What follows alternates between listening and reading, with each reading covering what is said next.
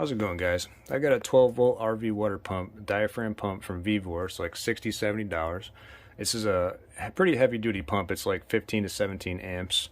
And I have it rigged up here on an extra well that I have just to see how it would do if it would be able to provide water pressure to a house as compared to something like a 1/2 horsepower Gould over here, for example. And so what I've got here is a 2-inch PVC well point. It goes down about 7 feet to hit the clay, and there's water sand down in the bottom like 3 feet of that. And then it adapts to a 1 1/4 inch PVC, 1 1/4 inch check valve, 3/4 inch barb, 3/4 inch braided hose. This is the polyethylene version you get at Lowe's. It's non-BPA.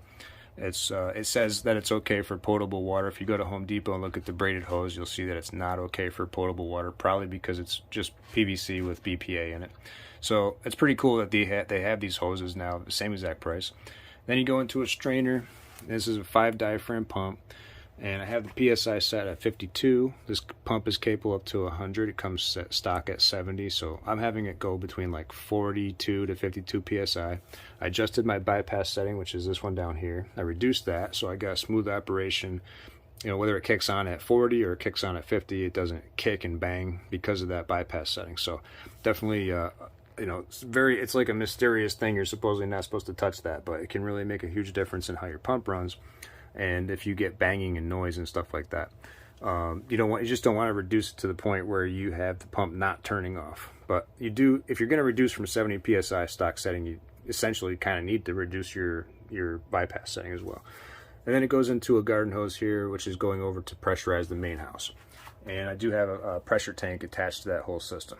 So the problem is that this pump does a phenomenal job at all day, every day, until you go into a situation where you have a shower. So after, say, like 20 minutes or so, the pump starts to build enough heat that eventually it'll get hot enough where it has a thermal overload, and it'll shut off for a few seconds and then kick back on. It's 220 watts if you're talking 13 volts at 15 to 17 amps, as opposed to this pump that is 1200 watts with an imperfect power factor. So really it's about 1400 volt amps. And if you're going through an AC inverter, you're talking 1500 watts or so coming out of your batteries to do the job.